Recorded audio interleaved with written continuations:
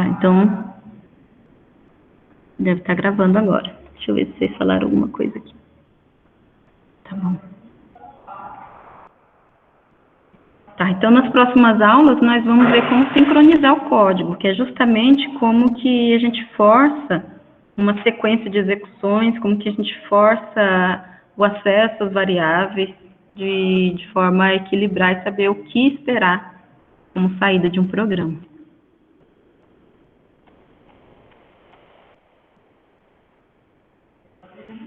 Existem vários tipos de threads. Em C, a gente programa usando uma biblioteca chamada pthreads. As pthreads, elas podem ser implementadas no nível do usuário ou no nível do kernel. O que isso quer dizer? Quando a gente cria uma thread, o SO que está executando aquela thread pode ou não ser consciente a respeito desse tipo de processo. Porque existem sistemas operacionais que nem sabem desse conceito. Sistemas operacionais que só conhecem processos tradicionais. Então, em cima desses sistemas operacionais mais antigos, não tem como a gente executar threads, mas a gente pode simular threads. A gente pode fazer uma biblioteca que eu, como programadora, posso falar para criar 4 threads, mas que essa criação de thread acontece só ali no meu processo, a biblioteca que está fazendo a intercalação e atribuindo a execução dessas threads para um único processo no sistema operacional. Por outro lado, existem sistemas operacionais, os sistemas operacionais modernos, que já têm o conceito de threads. Windows, Linux, todos já têm essa implementação dentro do kernel. Então, quando eu crio uma thread em C, essa thread é mapeada para uma thread dentro do sistema operacional. É uma linha de execução mais leve dentro lá do sistema operacional. Então, a gente fala que threads, pthreads em C, são executados no Linux, no nível do kernel. E na máquina virtual Java, que é a linguagem que vocês utilizam, né? Estava falando que a máquina virtual Java, toda vez que ela cria uma thread, que a gente cria uma thread na máquina virtual Java e o sistema hospedeiro é o Linux, essa thread recém-criada é mapeada para uma thread dentro do sistema operacional. Então, se eu crio 4 threads e dou um top, né, no meu sistema operacional, eu vou conseguir enxergar essas 4 threads. Poderia ser diferente. Não está transmitindo. Como? Não está transmitindo. Tá. Ah, não está transmitindo, parou a transmissão. O áudio está ok? Sim, sim.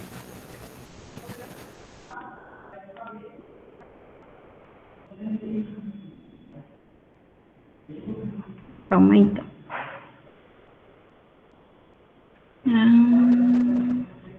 Ok. Agora foi? Foi agora. Beleza. Tá. Mas o que eu tinha para falar da máquina virtual era isso. Que dependendo da implementação, essa máquina virtual pode mapear uma thread recém-criada para uma thread do sistema operacional, ou ela pode ficar ali simulando que você está, de fato, executando em uma thread do sistema operacional e você não está, né? Mas na nossa aqui, padrão, cada thread criada na máquina virtual é um processinho dentro do sistema operacional, tá? Threads em Java, vamos lá. Deixa eu abrir aqui.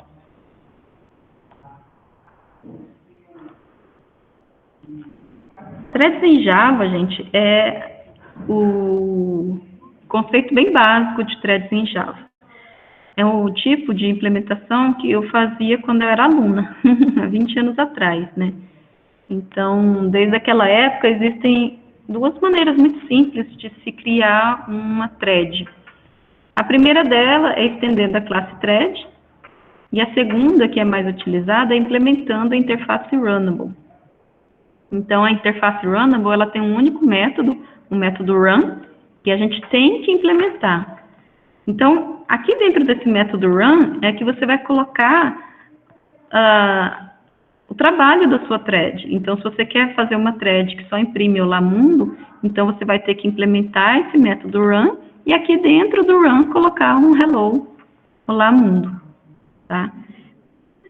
Então, tem um código aqui, bem simples, bem básico, para mostrar para vocês. Então, a criação de uma thread em Java, ela é feita através de uma instância do objeto da classe thread, né? Então, você tem que instanciar um objeto dessa classe e depois passar um objeto runnable ao construtor da classe. Depois de feito isso, é preciso inicializar de fato a thread recém-criada, porque quando a gente instancia o objeto, a thread, você deu o código executável para ela, mas você ainda não inicializou a execução. Para inicializar, tem que invocar o método start.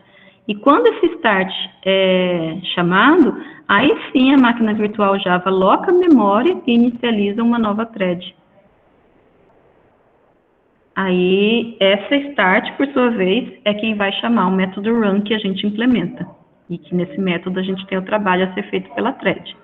Então, aqui está um exemplo bem básico, gente. Então, eu tenho aqui a classe Hello World, e ela cria 10 threads.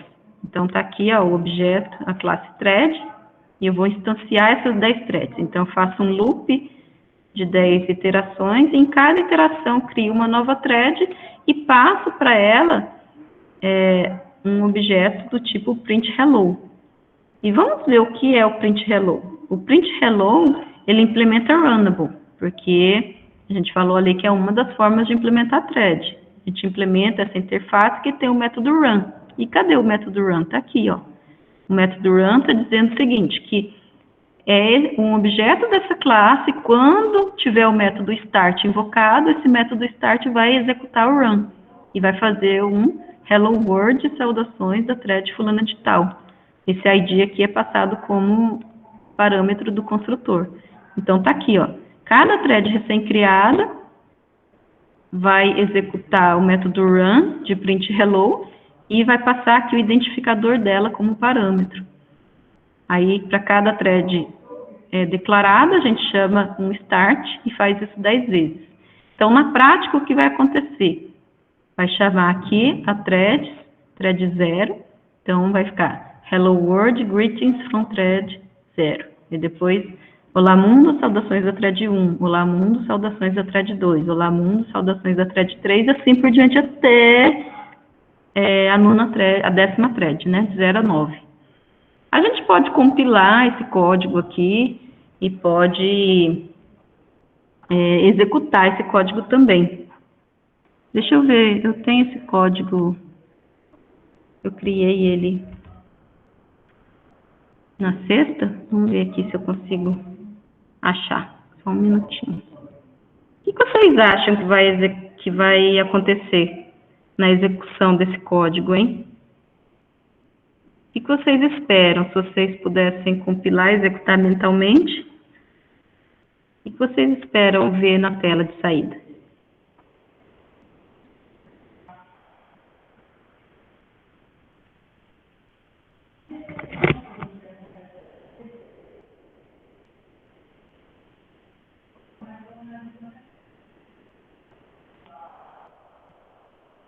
São códigos tão pequenininhos. Aqui, ó. Tá aqui o código já feito. Então, itero 10 vezes, né?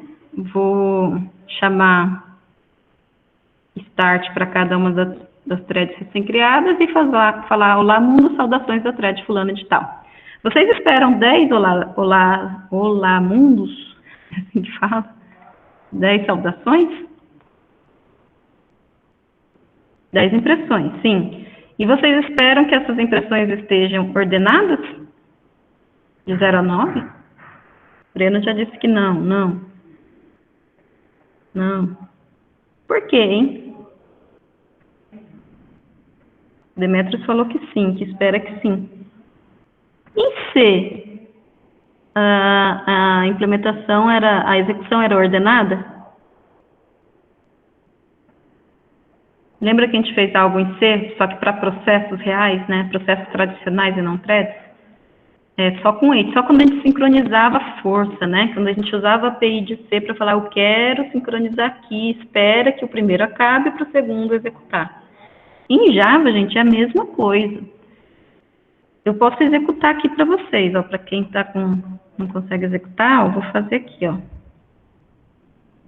Olha lá, ó, vamos ver. Estão enxergando aí? Olá, mundo, saudações da thread 0, 1, 2. Opa, já deu errado aqui, ó.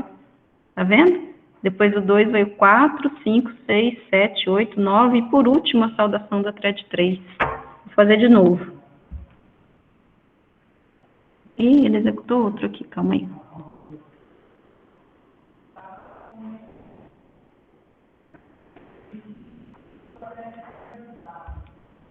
Aqui. 0, 1, 2, 3, 4, 5, 6, 7, 8, 9. Olha que maravilha.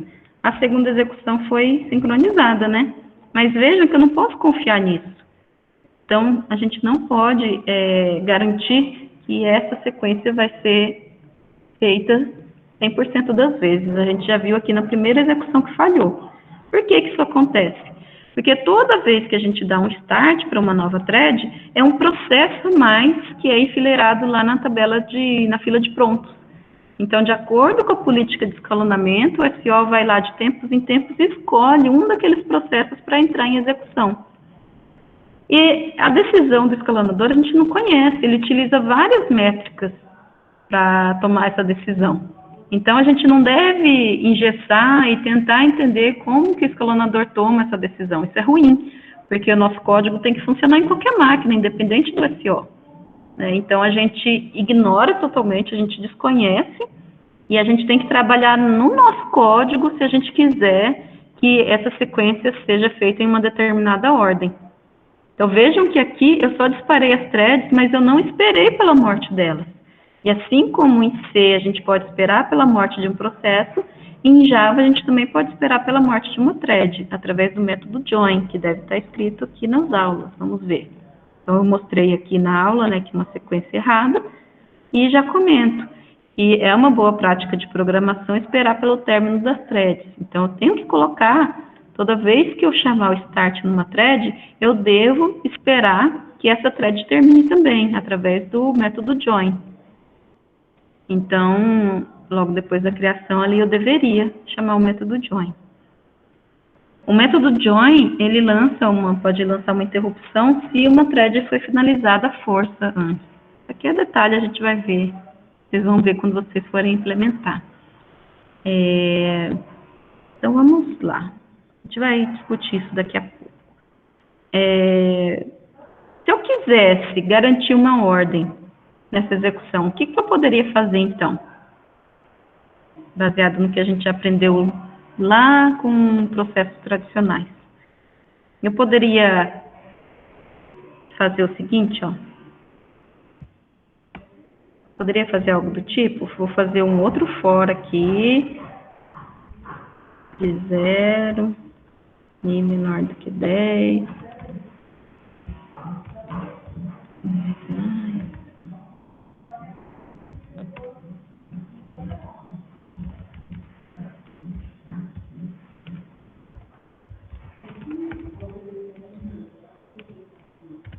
Posso fazer isso, gente? Vocês estão enxergando aí? Não sei se ficou muito claro.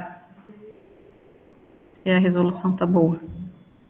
Posso criar as 10 threads, dar um start nelas, e depois em um outro laço, eu itero novamente 10 vezes, e para cada uma das threads eu invoco join. É assim que eu sincronizo? Se eu quiser uma ordem explícita 0, 1, 2, 3, 4, 5, 6, 7, 8, 9, 10? O que vocês me dizem? Não, né? Onde que eu tenho que colocar esse join para que ele garanta a ordem? Dentro do primeiro for, logo depois do start. Vamos ver lá. Aqui, né? Então, eu tiro daqui e vou colocar aqui. É isso mesmo. Então, eu vou fazer isso. Aí o Java está reclamando aqui porque não lançou a exceção. Professora, o Rian perguntou se fazendo isso ainda tem paralelismo. Era a minha próxima pergunta. Ótima pergunta, Rian. Vamos primeiro ver se funciona. Vou executar aqui, vamos ver se coloca uma ordem, ó. 0, 1, 2, 3, 4, 5, 6, 7, 8, 9. Beleza, de novo. 2, 3, 4, 5, 6, 7, 8, 9. Beleza, de novo. De novo, de novo. Funcionou, né? Tem uma ordem aqui agora. Só que, vejam que quando eu coloco um join, logo depois do start, eu crio a primeira thread e espero pela morte dela. Só quando essa thread morrer, que eu vou criar a segunda thread e, de novo, esperar pela morte da segunda. Eu matei o paralelismo, não tem mais paralelismo. Então, é uma solução que coloca a ordem, mas perde na concorrência. E isso, gente, sempre vai acontecer. Vocês sempre vão se ver nesse conflito. Toda vez que você aumentar o paralelismo, você vai perder em sincronismo. E se você quiser muito sincronismo, você vai perder no paralelismo. Então, quanto mais síncrono for o seu código, menos paralelo ele vai ser. Tá? Então, a gente tem que colocar sincronismo só quando a gente quiser de fato, precisar de fato que ele seja realizado. Caso contrário, deixa sem sincronismo. Esse exemplo aqui é um exemplo bobo, né? Um exemplo toy. Só para a gente exercitar mesmo a criação de threads. Mas na vida real vocês vão ver casos bem interessantes. Tá? Então, vamos lá. Como já falei, Java não possui a noção de dados globais, então a gente não consegue enxergar em Java muita vantagem no compartilhamento de dados entre as threads, coisa que em C a gente vê claramente. Em Java, o compartilhamento ocorre via passagem de referências ao objeto compartilhado. Eu tenho um outro código aqui, copiei de uma figura, mas ele se eu não me engano, ele é muito similar a esse aqui, que tem o mesmo nome, ó. Vamos ver aqui esse código que ele faz.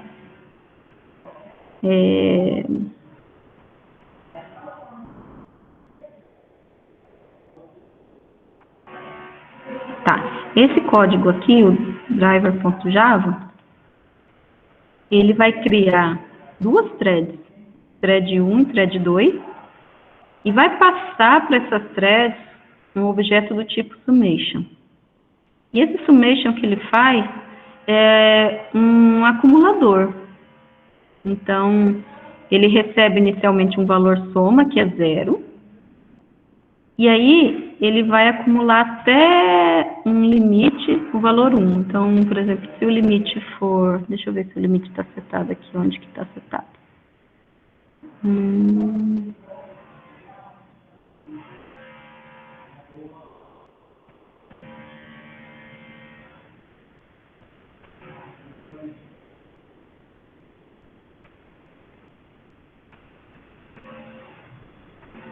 O limite é passado como parâmetro aqui. O limite é passado como parâmetro na linha de comando. Então, se eu passar 10, então o que vai acontecer é que a thread recém-criada vai vir aqui no método run e vai fazer o incremento 10 vezes, o incremento de uma unidade a cada iteração. Então, se eu passar 10, o valor de retorno tem que ser um acumulador de 10, se eu passar 1000, o valor de retorno tem que ser um acumulador de 1000. E cada thread vai fazer a mesma coisa. Né? Vejam que o objeto compartilhado entre as duas threads é o mesmo. É o objeto soma. O objeto soma aqui, ele é um mutable integer. Ele é essa classe aqui, ó.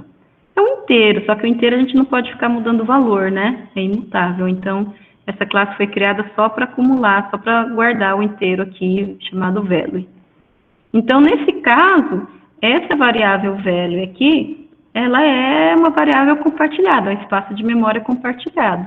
Então, o acesso dessas duas threads ao mesmo tempo, essa variável, é problemático.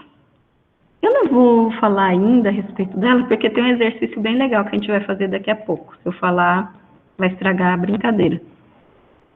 Então, eu só quero, nesse slide aqui, eu só quero mostrar que o compartilhamento de informações é feito através do uso a mesma referência de um objeto. No caso aqui, é um objeto passado como parâmetro na criação da thread.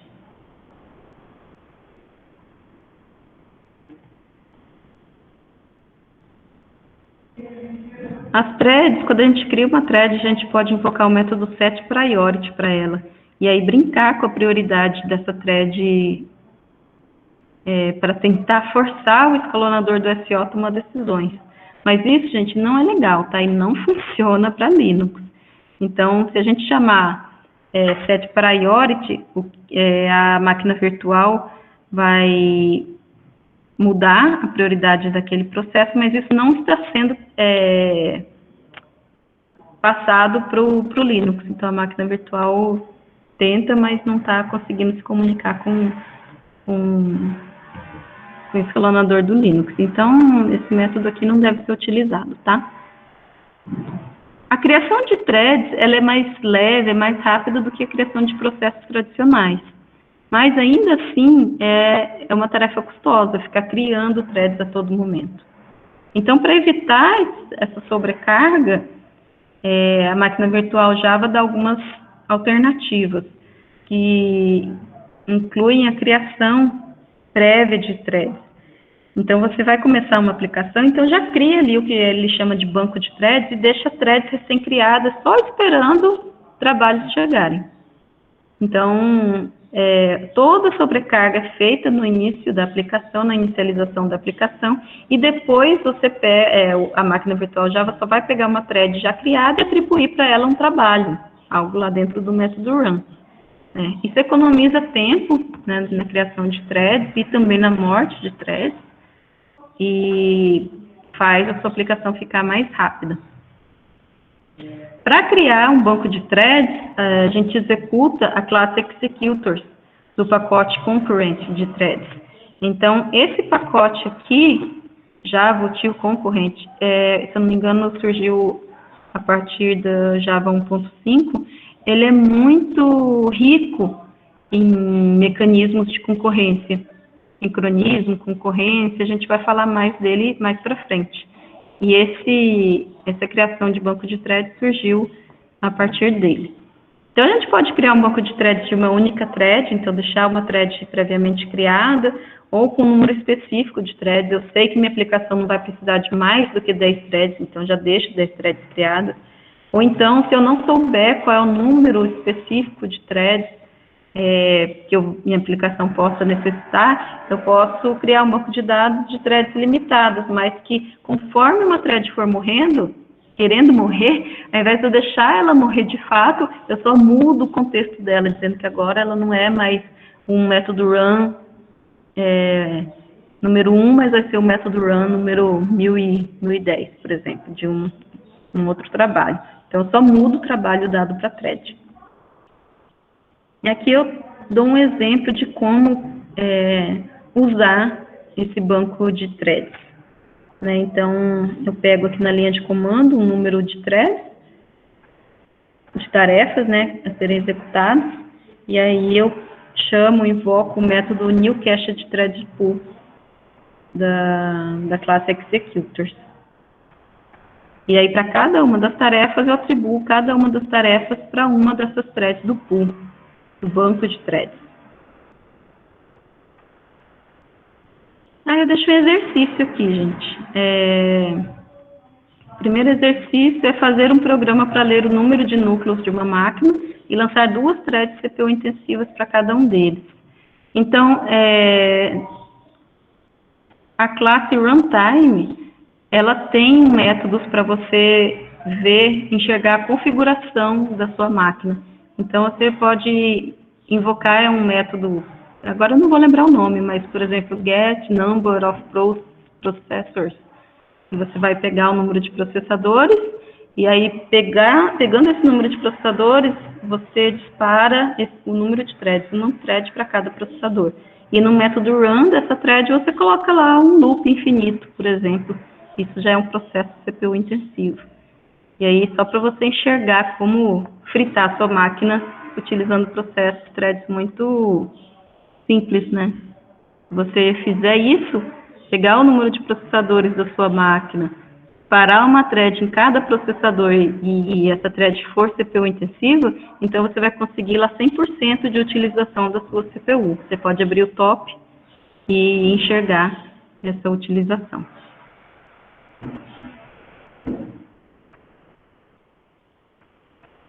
Tá bom. Vocês querem perguntar alguma coisa antes da gente ir para execução?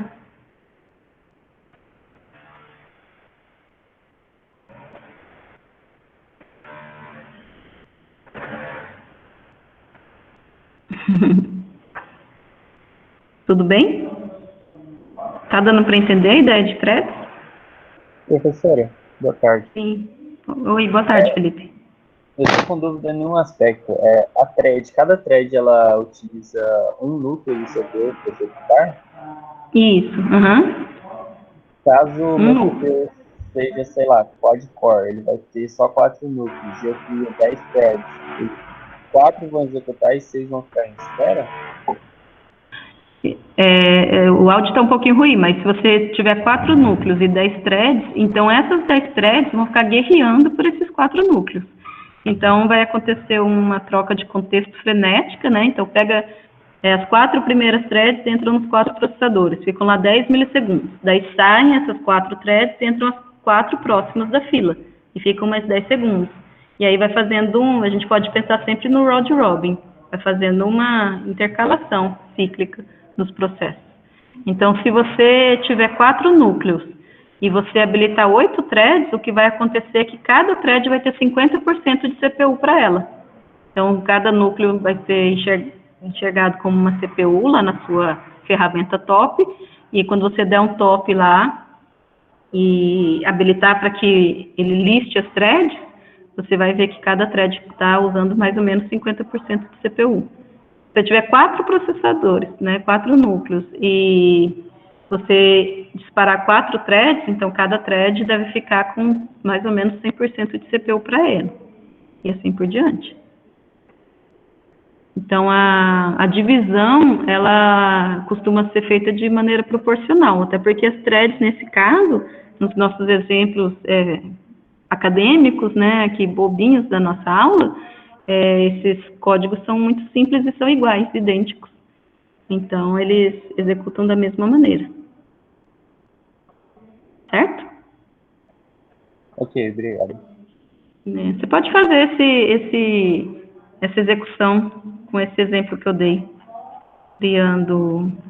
Acho que a gente vai ver agora na aula, na verdade, tem um exemplozinho fazendo isso. Então, vou abrir aqui a aula prática, gente. Então, vejam que tem um roteiro e embaixo tem o código-fonte, tá? Vocês podem baixar o código-fonte, abrir o ambiente de vocês. Eu acho que deve funcionar lá naquele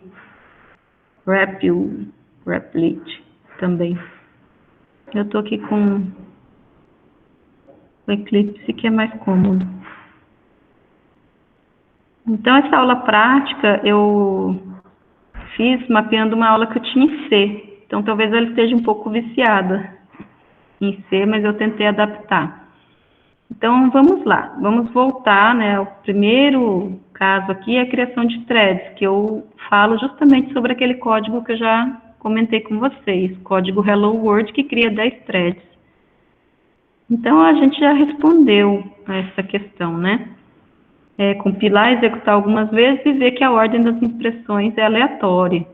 A gente discutiu por quê, já falamos, e depois eu pergunto como fazer para garantir a execução ordenada das saudações.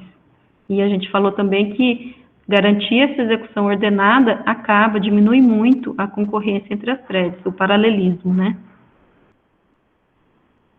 No segundo caso aqui, a gente vai analisar o código da creationTime.java. Esse código tem por objetivo comparar o tempo de criação de threads versus processos tradicionais. Para isso, o programa cronometra o tempo de duração para a criação de 10.000 threads e depois cronometra o tempo para a criação de 10.000 processos tradicionais. Então, vamos ver esse código, o creationTime. Está aqui, ó. Então, eu tenho aqui, inicialmente, eu pego o tempo do sistema através de system.runtime e aí disparo a criação de 10.000 threads. Eu começo com as threads, então. E essas threads, ó, eu crio um objeto do tipo thread, tenho que passar para ele um objeto que implementa runnable, né? Então, o método que implementa runnable está aqui, eu chamei até de noWork, porque o método run dele é vazio. Então, de fato, que quando eu crio essa thread, dou um start nela, ela vem aqui e já morre. Então, veja que é custoso, né? Criei uma thread, não faço nada de importante e ela já finaliza. Então, teve todo o trabalho de colocar um ponteiro a mais no código-fonte, alocar uma tabela de threads, enfileirar essa thread na lista de processos prontos, o que mais? Dar um identificador para ela, tem todo um trabalho envolvido aqui na criação de threads, e por isso o tempo para criar essas 10 mil threads não é zero. Então, pego o tempo inicial, crio as 1000 threads, pego o tempo final e imprimo quanto tempo demorou. Depois faço a mesma coisa para processos. Pego o tempo inicial, crio 1000 processos tradicionais e vejo o tempo que demorou. Criar um processo tradicional a gente já sabe, a gente viu lá no começo do curso que a gente pode criar um processo através da criação de um objeto da classe Process Builder. E no caso aqui eu estou passando um processo que não faz nada, que eu criei lá uma main e fechei a main, tá? Por isso que se chamou de nada. Está aqui no meu home e disparo e o processo vai ser criado, não vai fazer nada e vai morrer, igual a thread. Então vamos lá, eu vou compilar e vou executar. Quem vocês acham que vai demorar mais? Processo tradicional ou a thread? Você já tem o feeling aí, né? Quem? Vocês acham que será que a thread vai demorar 30 vezes menos que o processo, assim como estava escrito lá no livro do Silberschatz? Ou será que vai ser otimizado? Vamos ver, que cada caso é um caso, né? Na máquina de vocês talvez dê diferente, mas a minha, ó, 861 milissegundos para thread e para processo 3.200 milissegundos, ou seja, para thread não demorou nem um segundo para criar 10 mil threads, enquanto para criar 10 mil processos eu demorei mais que 3 segundos. É rápido, mas vejam que para criar o processo eu demorei quase 4 vezes mais do que para criar a thread. Vou rodar de novo. Esse número varia um pouco, certo? Seria eu rodar umas 30 vezes e tirar uma média, para ficar mais confiável. Mas vejam, ó, criei as threads, quase 800 milissegundos, e de novo os processos 3.200 segundos. Então tá variando bem pouco, né? Então a gente pode dizer aí, a grosso modo, que criar um processo demora 4 vezes mais, é 4 vezes mais custoso do que criar uma thread. Então, sempre que possível, criem uma thread e não um processo. Certo? Se alguém executou e teve números diferentes, pode falar aí. Enriquece a aula. E aí vocês têm que saber justificar, né, o porquê o processo demora mais. Tá? Isso faz parte do conhecimento. Vejam que melhorou muito, né, desde o que o Silberschatz comentou no livro dele.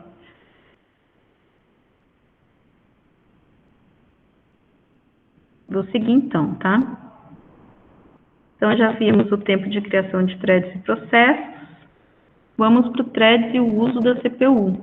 Então, agora, no nosso terceiro código, CPU threads.java, as threads são criadas de acordo com o número inteiro passado na linha de comando. Então, se eu passar 10 na linha de comando, então o programa cria... Aqui está errado, tá, gente? Se eu passar 10, o comando cria 10 threads. Se eu passar 2, o programa criaria 2 threads. E deixa essas threads executando concorrentemente. Aí o que eu quero é que vocês executem esse código de maneira incremental. Então, primeiro executa com uma única thread, depois com 2 threads, depois com 4 threads, depois com 8 threads. E enquanto esse programa está executando, abram o top um terminal com top para ver como que está o uso da CPU e como que está o uso de cada thread. Então, quando que as threads vão começar a uma atrapalhar a outra? Quando que o sistema vai saturar? Porque o nosso computador tem uma quantidade bem limitada de processadores, né? Será que a gente consegue achar uma relação entre o número de threads e o número de entre o número de processadores da máquina e o limite, o número ideal de threads executando concorrentemente? Vamos ver. O CPU threads.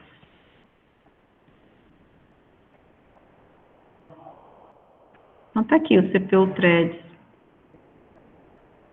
Eu passo na linha de comando o número de threads que eu quero disparar e disparo essas threads através, né, do invocação do método start. Cada thread disparada vai executar o método run de CPU work, que está aqui. E o método run de CPU work é um while, que fica só fazendo uma multiplicação de 1 por 1. Então, isso aqui é puramente CPU intensivo. Então, vamos executar isso e ver como que é o uso da CPU. Então, eu vou passar aqui o valor 1 inicialmente. Ó, deve estar executando. Ah, ele executou o outro programa, né?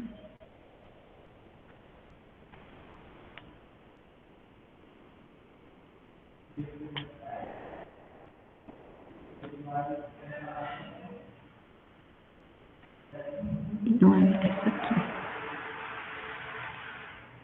Ó, vou passar aqui 1 porque eu quero criar inicialmente uma única thread. Então, se tudo deu certo, essa thread está executando, então eu vou abrir um top. Vou criar aqui um top. E olha só.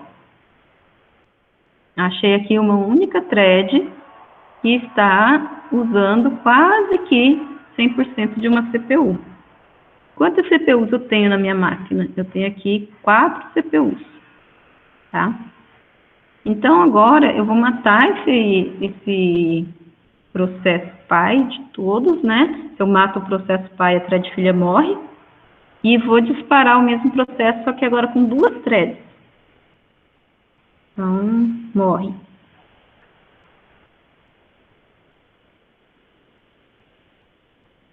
E vou disparar agora com 2 threads. Com 2 threads, eu vou voltar lá no top. E olha só quem está aqui, thread 0 e thread 1. Cada uma com quase 100% de CPU. Então, uma deve estar na CPU 0, outra na CPU 1, e as outras 2 CPUs ficam ali se alternando entre trabalhos da CO e outros processos que eu tenho na minha máquina. Vou matar de novo e vou disparar agora com 4 processos.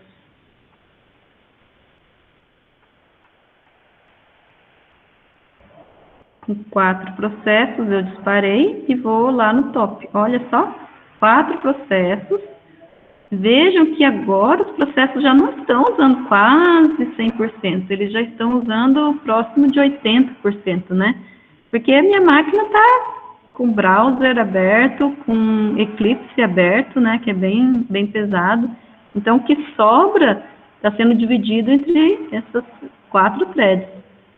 Se eu aumentar o número de threads, colocar para 8, como que vai ficar? A fatia de uso de CPU para cada thread vai cair ainda mais. Vamos ver.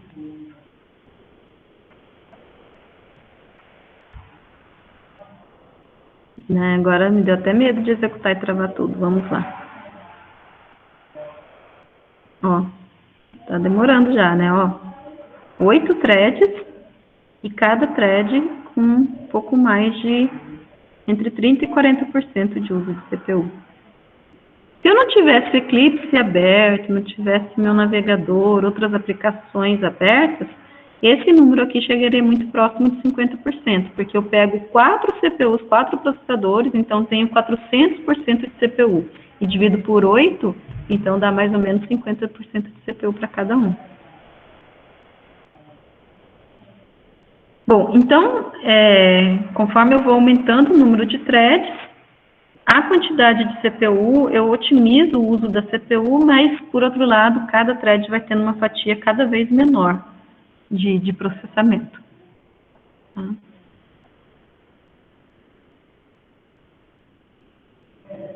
E agora é o exercício mais legal, gente, compartilhamento de dados.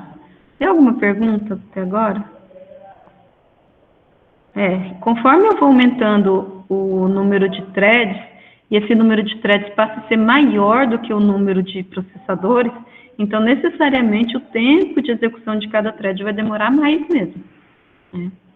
Então, porque cada thread não tem um processador dedicado para ela, tá compartilhando. Então, além de compartilhar com as threads irmãs, tem também o custo da troca de contexto, que ocupa também a CPU, né?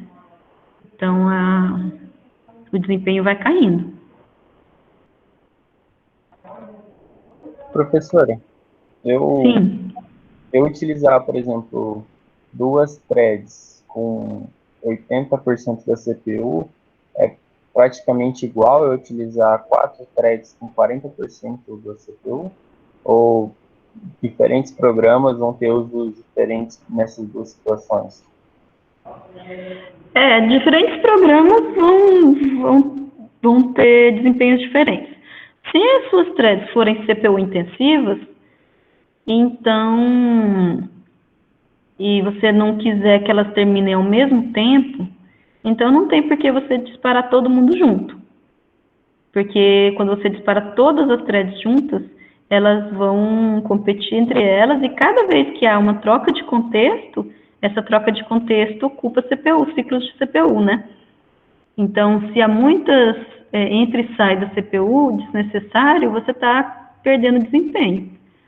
Mas, na vida real, o que acontece é que quando você tem processos CPU intensivos, e esses processos podem ser divididos em threads, em tarefas pequenas, muitas das vezes você quer que o tempo desse processo, desde a submissão até a finalização dele, seja diminuído. Então, o ideal é que você dispare várias threads, né? E de acordo com o número de processadores, para que você reduza esse tempo.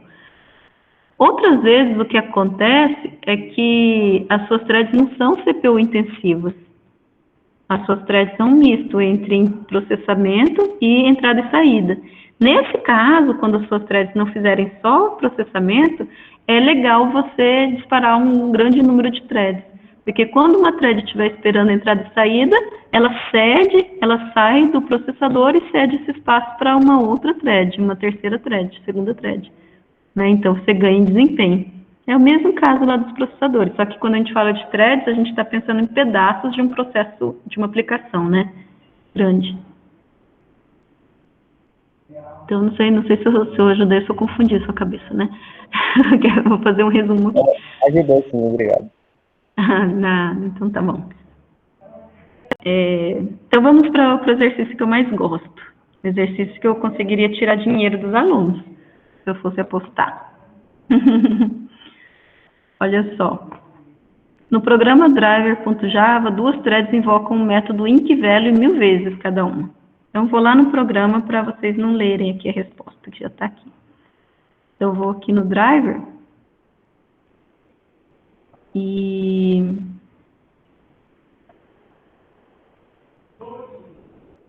nesse driver aqui eu tenho 2 threads, né? Já comecei a falar sobre ele. Thread 1 e thread 2. E ambas as threads passam aqui um inteiro, que no caso eu vou passar 1000. 1000, deixa eu ver o upper. Vou passar na linha de comando aqui o valor de upper.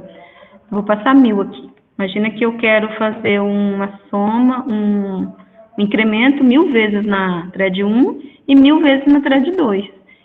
E colocar o resultado disso numa variável que está sendo enxergada, referenciada por ambas as threads.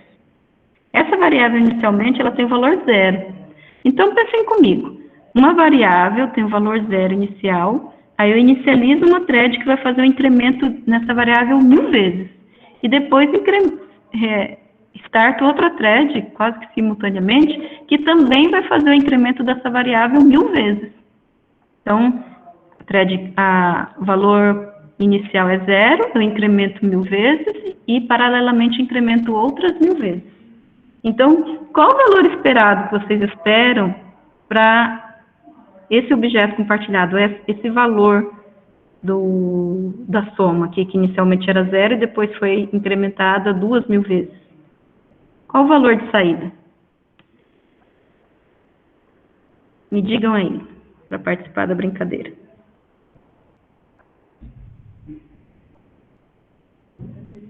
Sim, eu repito. Então, Demetrios, eu tenho um objeto que guarda um valor inteiro. Esse objeto inicialmente é 0. E ele é compartilhado entre as duas threads, thread 1 e thread 2. Essas threads, quando elas são inicializadas, o que elas fazem é incrementar esse valor inteiro compartilhado, que é o que eu dou ali o nome de soma. Então, elas vão incrementar a soma. A thread 1 vai incrementar 1000 vezes e a thread 2 vai incrementar outras 1000 vezes. Qual o valor que você espera para esse objeto soma no final?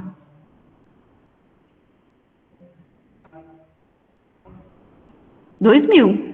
Claro, 2.000. Né? A gente é intuitivo, né? Se eu tenho uma variável que é 0 e incremento ela 1000 vezes, eu espero que ela já valha 1000. E depois eu incremento ela outras 1000 vezes, é natural esperar o valor 2.000, né? O Jean já está falando que vai ser aleatório, que vai ser 1000 ou 2.000. Eu vou executar aqui para vocês verem. Gente, isso aqui em sala de aula é a coisa mais engraçada. Porque eu consigo ver a carinha das pessoas, assim, apostando e falando, não, é 2.000, não, é 1.000. Daqui a pouco vai ter gente que vai falar que é 900, e vai ter gente que vai falar que é 2, e vai ter gente que vai falar que é 1, eles não conseguem provar. Aí, ó, o Luiz Felipe já está falando que é 1.500 ou 0.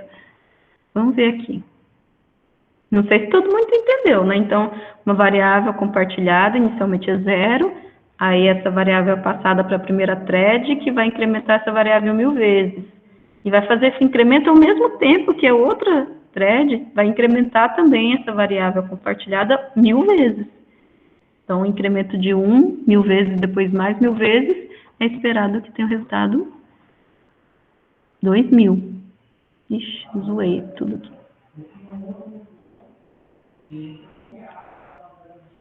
Então, vamos lá.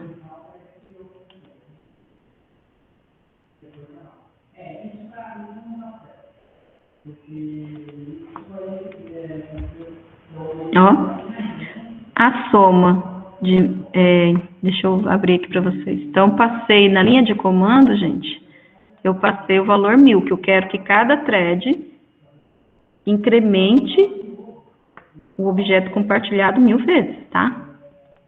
Executo, ó, a soma de 1000 é 2.000, de fato. E vou fazer isso algumas vezes, ó, 2.000, 2.000, 2.000, 2.000, 2.000.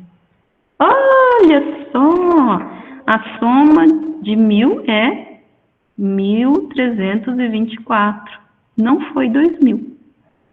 Então, quem falou 2.000 já perdeu o dinheirinho. Vamos fazer de novo? 2.000, 2.000, 2.000, 2.000, 2.000, 2.000, 2.000. Ó, 1.867. 1.631. 1.328. Acho que esse foi o menor valor até agora, né? 1.328, 1.500, 1.300 e pouco. Será que pode ser menor do que 1.000, hein, gente? Pensem aí.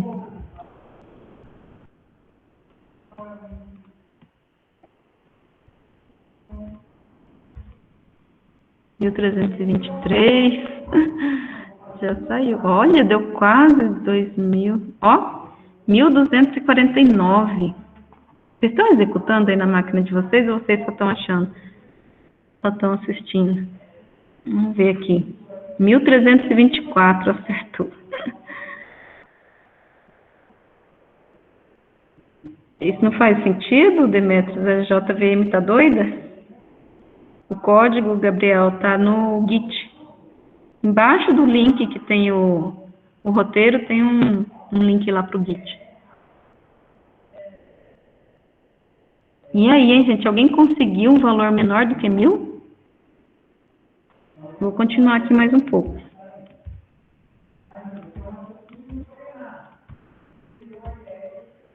Ó, 1.188. Deixa eu ver quem está aqui na sala. A mulherada tá acompanhando? Alex, Alice, Amanda. Sim, Maria? Ótimo. Camila, Yasmin. O que vocês acham, hein? Vocês conseguiram? Vocês estão executando ou estão só assistindo? Estou viva. Presente, né? Só assistindo.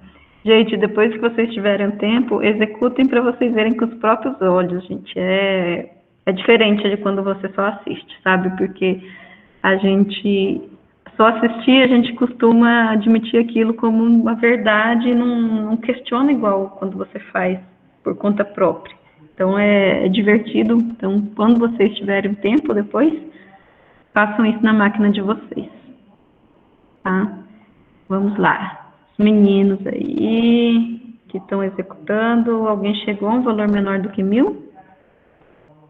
Eu vou tentar mais um pouquinho. Bom, não consegui um valor menor do que 1.000. Isso quer dizer que o menor valor possível é 1.000? Posso garantir isso, gente? 1.192. Pessoal que fez FTC, isso é verdade? E eu não obtive um valor menor do que 1.000, isso quer dizer que o menor valor é 1.000. Não faz sentido nenhum, né? Mas 1.000 é um número mágico, gente. Parece que vai ser 1.000, né? O que vocês têm a dizer, hein?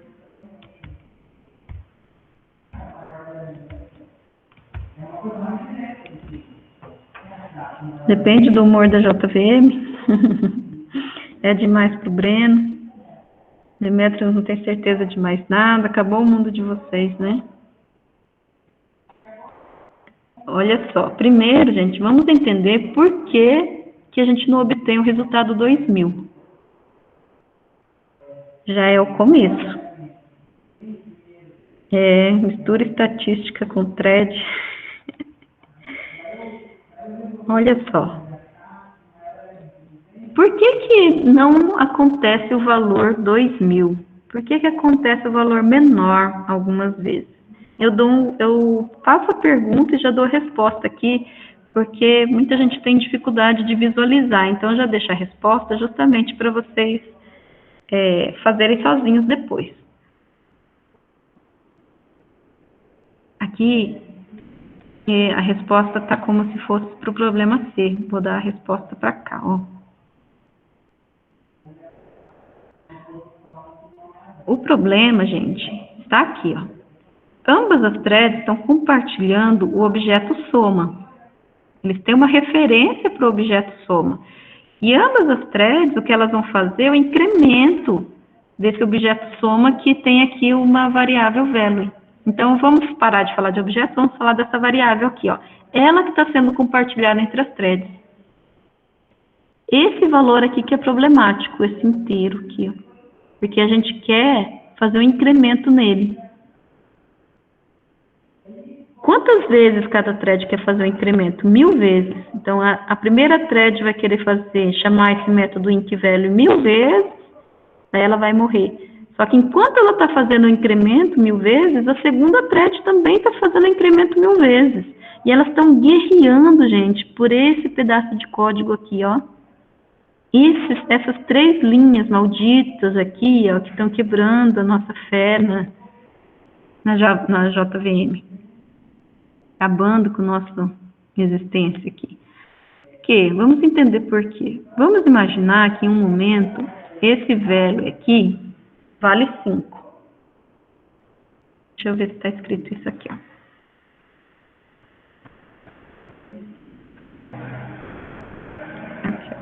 Põe, por exemplo, que value é igual a 5 e já tenha sido salvo em temp.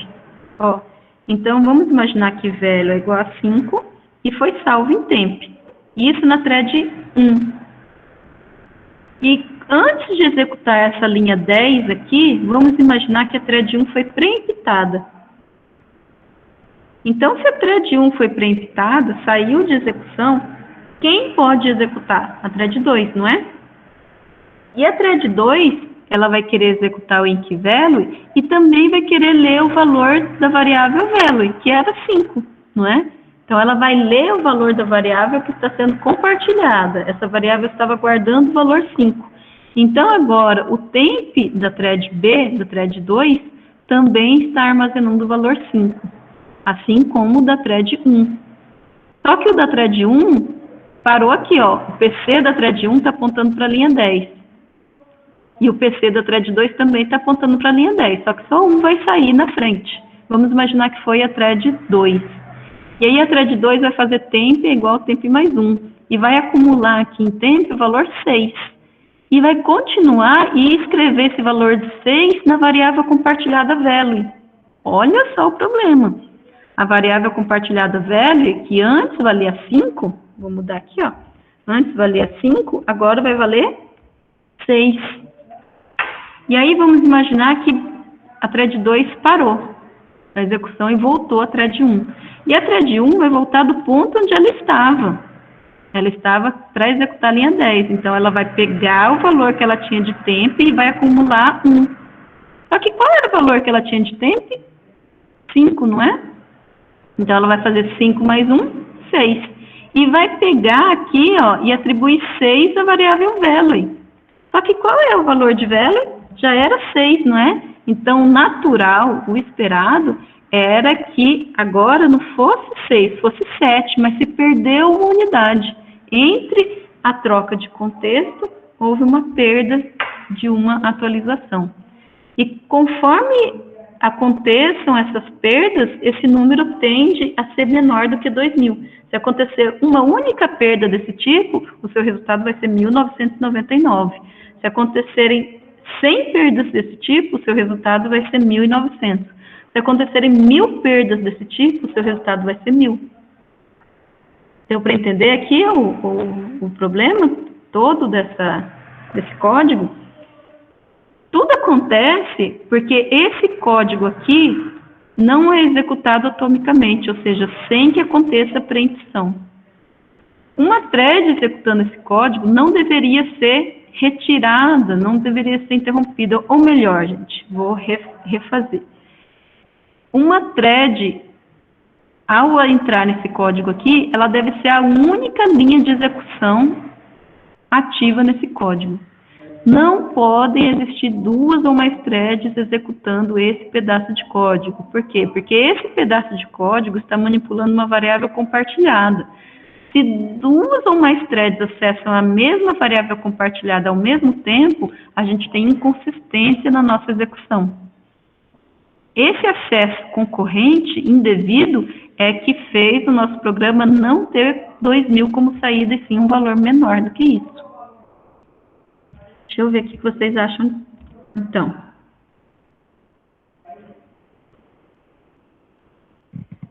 eu sabotei o código? Sabotei. Eu sabotei, gente, porque é assim que vocês fariam o código, tenho certeza. Às vezes, eu falo sobre isso e na prova o aluno faz assim. Eu sabotei para mostrar para vocês o que passa pela nossa cabeça antes da gente fazer a disciplina de sistemas operacionais. Antes da gente entender o que é concorrência entre processos. Aqui a gente está vendo na pele o que a concorrência causa. Ah, legal, a gente está usando 2 threads porque eu quero que cada thread execute em um processador. Ótimo, maravilha. Mas tome cuidado se essas threads manipulam uma área compartilhada de memória, porque se elas manipularem, você como programador tem que garantir que elas não existam no mesmo pedaço de código ao mesmo tempo, não executem no mesmo pedaço de código ao mesmo tempo. A gente vai ver como fazer isso nas próximas aulas. Demetrios falou, ah não, confundi, quer que repita?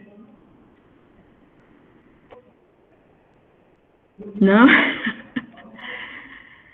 Tá tranquilo? Mas então, Demetrios, qual é o menor valor, então, que a gente pode ter? Será que o menor valor seria 1000? A Maria quer que repita, né? Sempre é bom repetir isso. Vamos lá, Maria.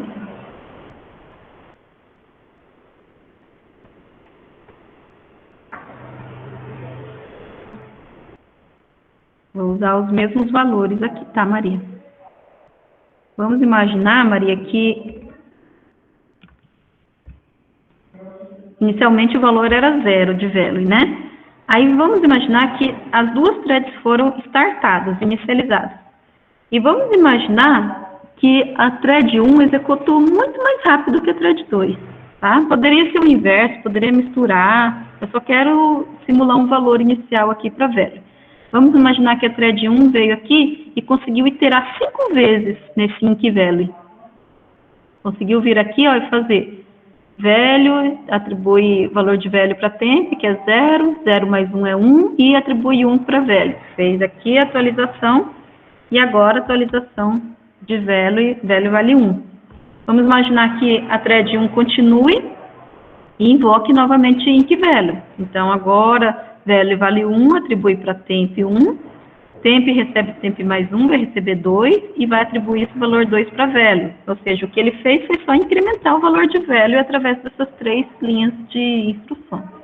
E vamos imaginar que a thread 1 continue. Faça isso mais uma vez, incrementando para 3, faça mais uma vez, incrementando para 4, faça mais uma vez, incrementando para 5, e daí, vamos imaginar que essa mesma thread 1 venha aqui, ó, e faça o seguinte. Vai querer executar de novo inc value pela 6ª vez. E aí, vamos executar passo a passo esse método inc value. A thread 1, então, vai ler o valor de value. Qual é o valor de value? Aqui, ó, o valor de value atual é 5. Então, ela vai ler aqui, ó, o valor 5 e vai jogar esse valor 5 para temp. Então,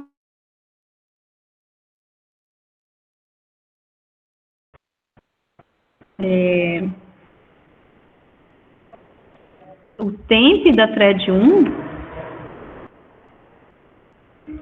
está armazenando o valor 5. Perceba, Maria, que cada thread tem a sua própria variável temp. Essa variável temp aqui da thread 1 é só dela, só ela enxerga. A thread 2 também tem uma variável temp, mas que só a thread 2 enxerga. São espaços de memória distintos. É diferente desse value aqui que está sendo compartilhado entre os dois. Tá?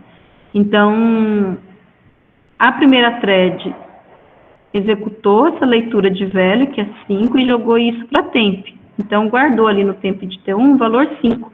E vamos imaginar que nesse ponto aqui, entrou a thread T2. E a thread T2 também quer executar inc value. Então, a thread T2 vai ler o valor de value. Então, a thread T2 vai ler o valor de value, e o valor de value é quanto? Tá aqui, ó, é 5.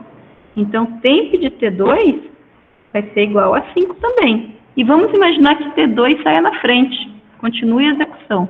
Ele vai fazer temp igual a temp mais 1, que vai ser igual a 6, e vai jogar o valor de 6 de volta para value. Então, T2 vai lá em cima, e agora vai escrever o valor 6 em value. Certo? Só que esse valor 6 em value não vai ser refletido na leitura que T1 já fez para temp. Então, veja que a leitura que T1 fez de value ficou no passado e está obsoleta já. Porque T2 escreveu em value e isso não se repercute aqui. Então, T1 ficou parado e T2 poderia continuar, né? Mas vamos imaginar, então, que T2 veio e atualizou o value para 6, e daí vamos imaginar que T1 voltou a executar, né? Então, T1 vai voltar a executar do ponto onde parou. Ela tinha feito essa leitura de value, que era 5, ela tinha, no temp dela, armazenado o valor 5, e ela vai trabalhar com esse valor temp. Então, ela vai fazer temp mais 1, vai jogar 6 aqui no temp, e vai atualizar o value para o valor que ela tem temp, que é 6. Só que o valor 6 já era o valor atual. Isso aconteceu por quê? Porque quando o T2 atualizou o valor de temp, de value, isso não se refletiu no espaço de T1. Então, T1 tinha um valor obsoleto e continuou trabalhando com esse valor obsoleto.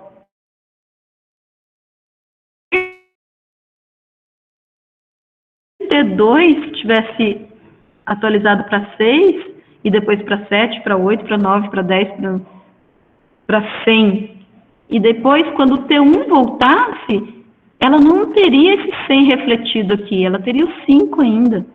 E daí, ao invés de incrementar para 101, ela incrementaria para 6. E a perda teria sido gigantesca. Né? Muito maior. Então, tudo acontece porque esse código aqui, ó, é o que a gente chama de uma seção crítica. É um espaço onde uma memória compartilhada está sendo manipulada. Toda vez que a gente tiver um código assim, que manipula uma memória compartilhada, a gente tem que tomar cuidado, porque a gente vai ver mais para frente. Então, aqui, nesse caso, a gente poderia lançar mão de um mecanismo Java. Todo problema acontece porque as threads estão concorrendo para ver quem chega primeiro nessas linhas. Então, a gente poderia evitar que as threads acessassem concorrentemente a essas 3 linhas. Java tem muitos mecanismos para a gente sincronizar esse código. O mais simples deles é utilizar o que a gente chama de monitor. A gente pode colocar aqui uma palavra, synchronized. Talvez vocês já tenham ouvido falar dessa palavra reservada. O que synchronized faz é garantir que uma única thread execute esse método por vez.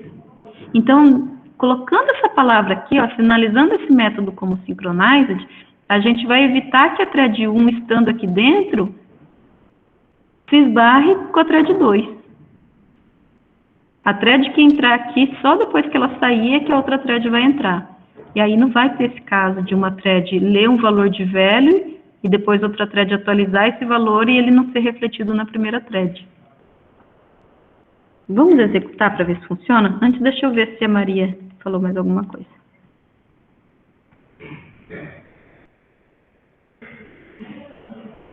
Entendeu, Maria? Beleza, então. Ó, Maria, às vezes fica um pouco nebuloso, assim, dúbio. É importante que, de novo, executa no seu computador e tenta fazer no papel também, tá? Vai ficar mais claro. E aí, na próxima aula, a gente volta a falar sobre isso, tá? Não perde o fio da meada, não, tá bom? O Demetrio está falando, se eu declarar temp fora desse int value, logo abaixo do private int value, eu resolveria esse problema, né?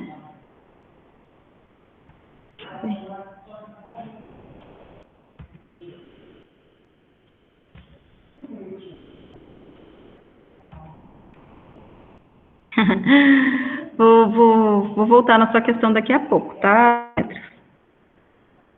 O Rian está perguntando se a prova vai ter questões práticas. Ainda não sei, Rian. Em geral, não tem. Não estava tendo, mas acho que eu vou colocar. Vou pensar e depois eu falo para vocês. Tá, gente. Eu coloquei aqui a palavra synchronized, porque agora eu quero forçar que apenas uma thread habite esse método por vez. Se apenas uma thread habitar esse método por vez, eu acabo com essa condição de corrida de uma thread entrar, sobrescrever o valor que a outra estava acessando. E aí eu acabo com essa bagunça. Então, vamos ver se agora dá certo. Ó. Coloquei a palavra synchronized aqui, algo muito simples, né? Vamos ver se funcionou. Ó, 2000, 2000, 2000, 2000, 2000, 2000, 2000, 2000, 2000, 2000, 2000, 2000, 2000, 2000, 2000, 2000, 2000. Ó, gente, eu não vou executar aqui 1000 vezes, porque isso não é jeito de confirmar, né, de garantir que funciona, mas eu posso dizer para vocês que funciona, porque isso aqui está de acordo com que Java recomenda para sincronizar código, tá? Vamos voltar, essa é uma forma, mas eu vou tirar, a gente vai voltar nela mais para frente. Vamos voltar numa questão que é relacionada ao que o Demetrios falou. Demetrios, olha só, o que você acha da gente comentar essas linhas e ao invés de fazer 3 linhas, que pode dar boró, porque uma está executando a primeira linha, a outra vai na terceira e sobrescreve, por que a gente não faz isso, ó?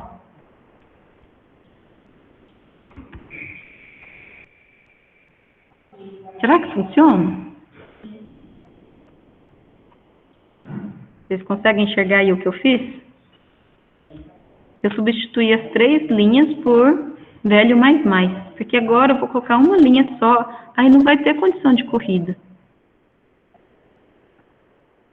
Faz sentido? Vamos ver? Oh! Na terceira já deu errado? Não funcionou, Demetrios. Não vai embora, não. O que aconteceu, hein? Eu sabia, ó, todo mundo pensa isso. Já que a briga está sendo em quem executa essas 3 linhas primeiro, então vamos colocar uma linha só, porque quem entrar já vai sair, né? Executou a primeira linha, antes da segunda chegar, já saiu e já executou a linha. Gente, mas não é assim. Vocês devem ter aprendido lá em arquitetura de computadores que essas linguagens, elas são reescritas, quando compiladas, elas são reescritas em linguagem de montagem, não é? Eu nem sei se vocês chegaram a ver um código de linguagem de montagem, mas, gente, qualquer pequena linha, qualquer pequeno comando se desenrola em dezenas de outras linhas, outras instruções. Com esse velho mais não é diferente. A forma em baixo nível que a gente faz no incremento é próxima a essas 3 linhas aqui que se desenrolam em outras tantas linhas.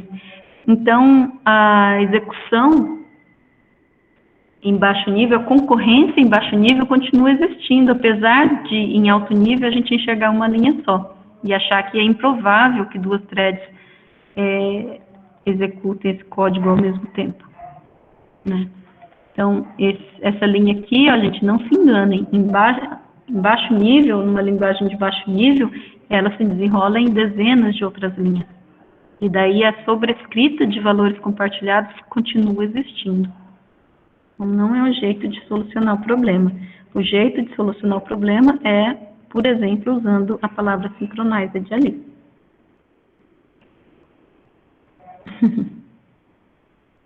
E assembly. Não, thread vai mostrar que você sabe programar. É que a gente ainda não falou dos mecanismos. Mas quando a gente aprende a programar concorrentemente, é como se a gente tivesse que reestruturar nosso conhecimento de fato, porque assim como a gente entra muitas vezes na graduação sem saber programar e a gente demora um tempo para assimilar toda a lógica, execução de instruções, que é uma depois da outra, em programação concorrente a gente quebra, a gente desfaz esse conceito, né? Hackeia esse conceito. E aí a gente tem que aprender que em computação concorrente a gente já não consegue mais fazer essa sequência de execuções, porque está acontecendo tudo de forma concorrente, a gente não sabe como o escalonador toma as decisões. Então, a gente tem que lançar a mão de mecanismos que o próprio SEO fornece para o programador colocar ordem na casa. Tá? A gente vai ver isso nas próximas aulas.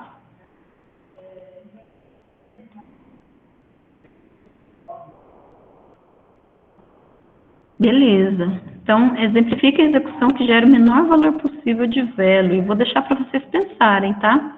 Aqui eu executei várias vezes, não obtive nenhum valor menor do que 1000. Aí fica a pergunta, qual seria o menor valor possível dessa execução errada?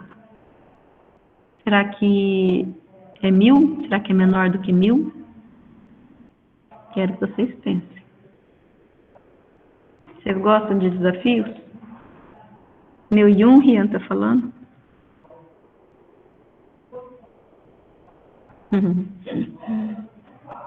Vocês querem meio ponto para quem conseguir provar o menor valor? Meio ponto na P1? Não? Tentar. Tentar. Se virem aí, tá? Pensem a respeito.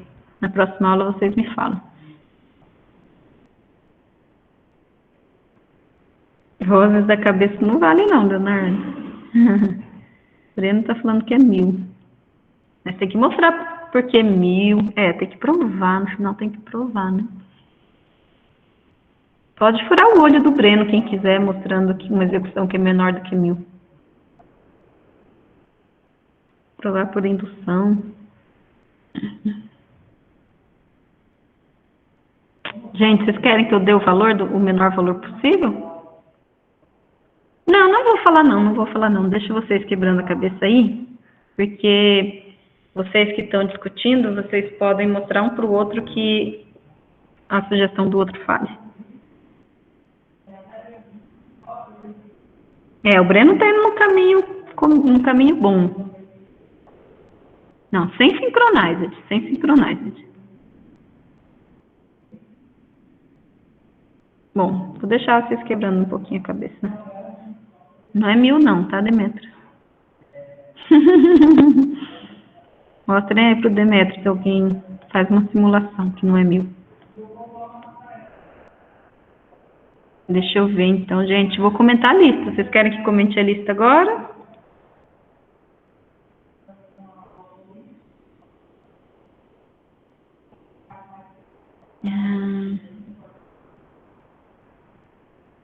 Eu vou falar o valor na próxima aula. Pode ser? Ok, me lembrem.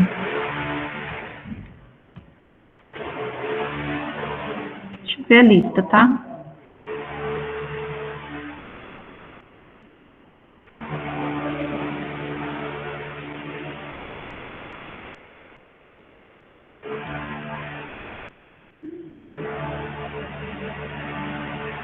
Bom, aqui fala, né, por que cada thread precisa de um conjunto próprio de registradores lógicos?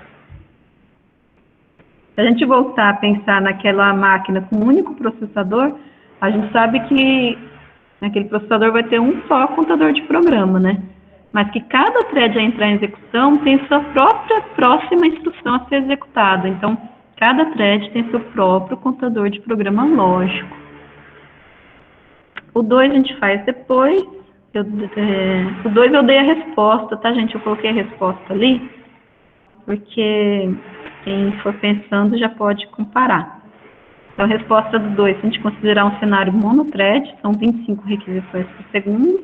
Se considerarmos um cenário multithread, 66 requisições atendidas por segundo. Então, é muito melhor o cenário multithread. O 3 a gente fez aqui na aula, é o caso do Hello World. O 4 é um verdadeiro ou falso, que diz o seguinte: em uma máquina com uma única CPU, se um processo tem múltiplas threads de controle, então ele pode executar literalmente mais de uma tarefa simultaneamente. Então, a dica aqui está na palavra literalmente, né? Será que uma máquina com uma única CPU pode, de fato, executar mais de uma tarefa ao mesmo tempo? A gente sabe que isso é falso. Não existe execução simultânea num processador, tá? O que acontece são alternâncias de execução. 5. Todo programa pode ser reescrito para ser multithread?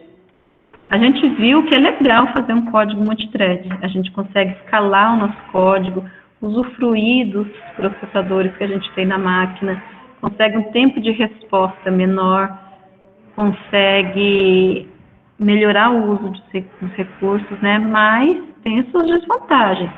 Mas a questão é, todo programa pode ser reescrito para ser multithread? A resposta é não. Existem programas que são puramente sequenciais.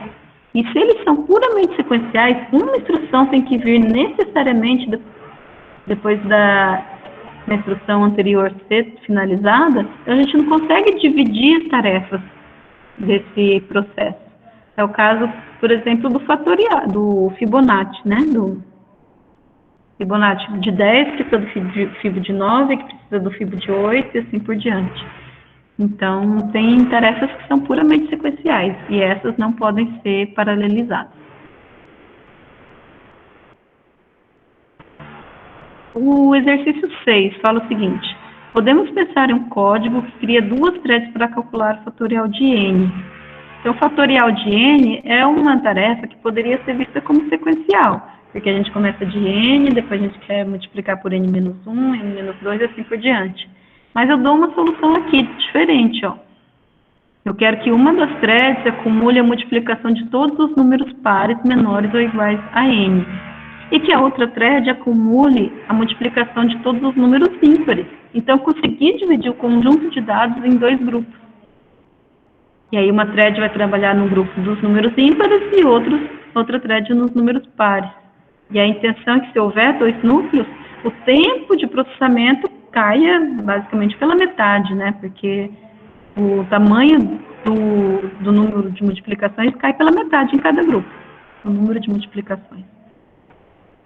O processo pai, criador das duas threads, espera que as threads sejam finalizadas e então realiza a multiplicação do resultado das duas. Considerando esse exemplo, o uso de threads traz melhorias de desempenho em relação a uma versão puramente sequencial, em que o processo pai calcula o valor de fatorial sozinho. Considere máquinas monoprocessadas e multiprocessadas. Bom, se a gente estiver trabalhando com uma máquina monoprocessada e a gente divide o trabalho em duas threads, a gente não vai ganhar em desempenho, porque essas duas threads são puramente CPU intensivas. É o caso da pergunta do Felipe, né? Então, se eu tenho uma única CPU e eu tenho duas threads CPU intensivas, o que vai acontecer se eu colocar as duas para executar é que elas vão ficar entrando e saindo, entrando e saindo, entrando e saindo dessa CPU.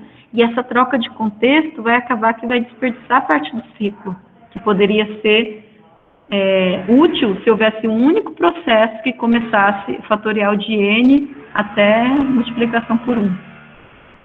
Então, no caso de máquinas monoprocessadas, não é vantajoso dividir a tarefa em duas threads.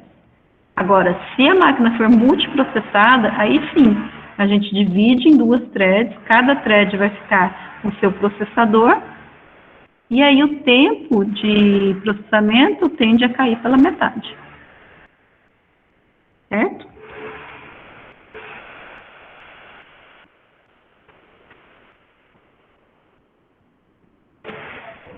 Ah, Maria, eu falei que ia falar só na aula que vem, mas estou antecipando. Ai, ai. Tá, vou deixar então o resto para a aula que vem. Pode ser?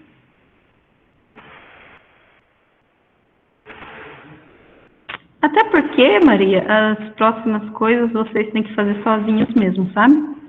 Olha só, a 11ª questão é para vocês pesquisarem sobre implementações de banco de threads. A 12ª é para gerar números primos.